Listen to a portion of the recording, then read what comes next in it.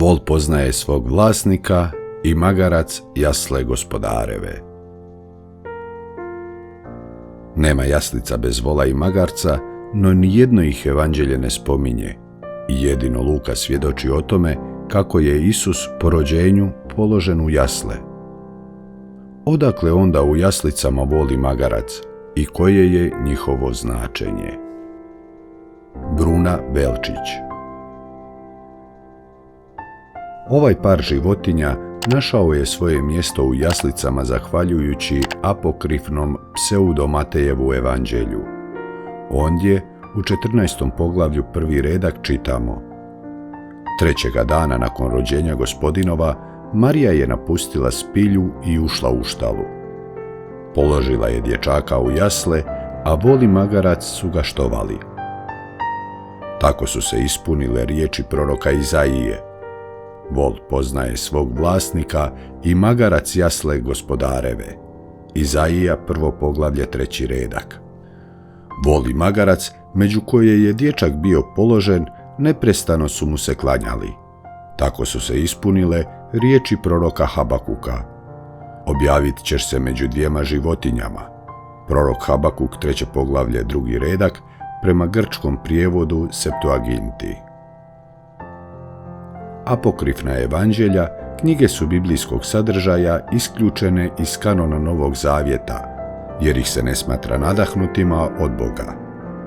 Unatoč tome, pojedini elementi iz apokrifnih spisa imali su utjecaja na kršćansku pobožnost. U slučaju vola i magarca zanimljivo je primijetiti da ih Pseudo-Matejevo evanđelje spominje referirajući se na dvije kanonske starozavjetne knjige, proroke Izaiju i Habakuka.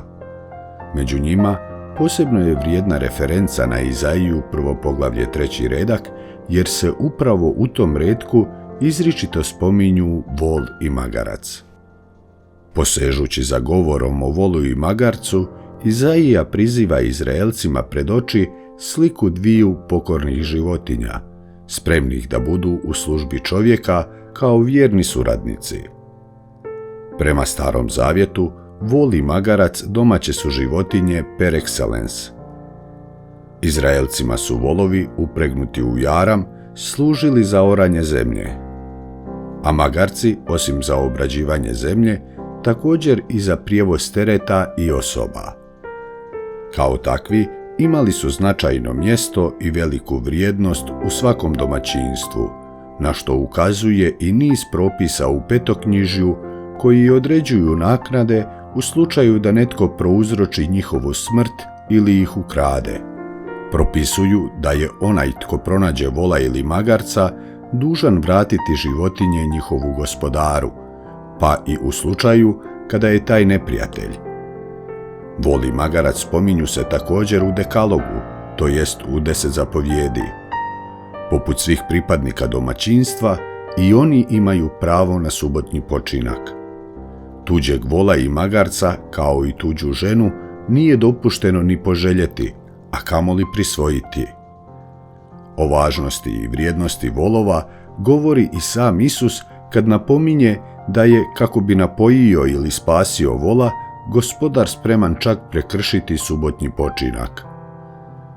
Pavao uspoređuje vlastito misijsko poslanje sa strpljivim i ustrajnim radom vola, a Isus za svoj ulazak u Jeruzalem na cvjetnicu bira magarca, životinju koju su jahali i starozavjetni kraljevi, čime potvrđuje da je on mesijanski kralj, čiji je ulazak u Jeruzalem na magarcu navijestio prorok Zaharija. Stavljajući Izraelcima pred oči slike ovih životinja, prorok Izaija nastojao ih je potaknuti na obraćenje, odnosno na vjernost i poslušnost te suradnju s Bogom. Bog naime na početku knjige proroka Izaije optužuje svoj narod da ih je podigao i odgojio, a oni se protiv njega bune. Vol poznaje svog vlasnika i magarac jasle gospodareve, Izrael ne poznaje, narod moj ne razumije, veli Bog. Dakle, dok vol i magarac prepoznaju te se poslušno pokoravaju svojim gospodarima, Izrael, umjesto da postojano živi svoje savezništvo s Bogom, slušajući njegove riječi, čini zlo i okreće Bogu leđa.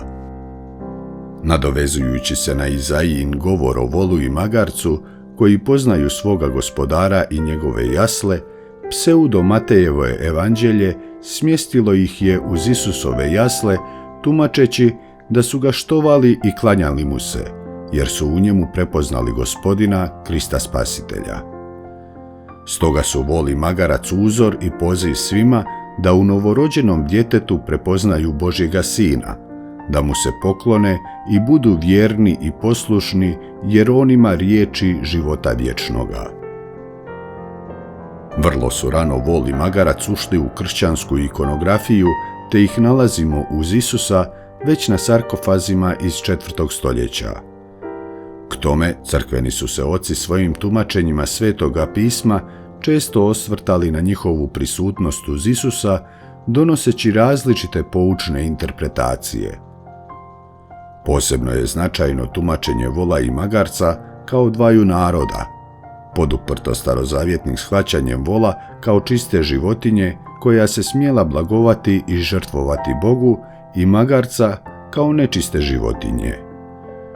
Crkveni oci u volu su prepoznali izabrani narod Izrael, pozvan da nosi jaram zakona i preživa Božju riječ, to jest hrani se njome, a u magarcu pogane, nečiste narode, okaljane grijehom praznovjerja i idolopoklonstva.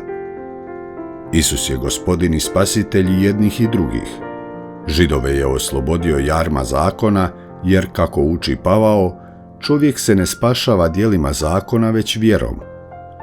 A pogane je izbavio iz tame praznovjerja i idolatrije. Prisutnost vola i magarca uz Isusove jasle označavala bi tako univerzalno spasenja. Spasenje potječe od Židova, ali otvoreno je svim narodima, jer su pogani kao i Židovi pozvani prepoznati i prihvatiti spasenje u Kristu Isusu. Vol i magarac, združeni u klanjanju utjelovljenom Bogu, predstavljaju u konačnici novi izabrani narod, crkvu. Osim ove interpretacije, značajno je također tumačenje koje crkveni oci daju polaganju Isusa u jasle. Jasle su naime hranilište za životinje, mjesto u koje se stavlja slama. Marija polaže Isusa upravo u takvo jedno hranilište, čime on sam postaje hrana. Isusovo polaganje u jasle stoga je i nagovještaj euharistijske žrtve, odnosno Kristove žrtve na križu, te dara njegova tijela i krvi za hranu u slavljenju svete Euharistije.